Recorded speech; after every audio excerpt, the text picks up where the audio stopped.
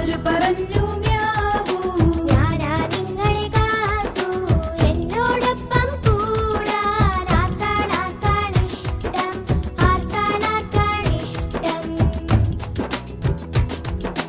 ആര് പറഞ്ഞു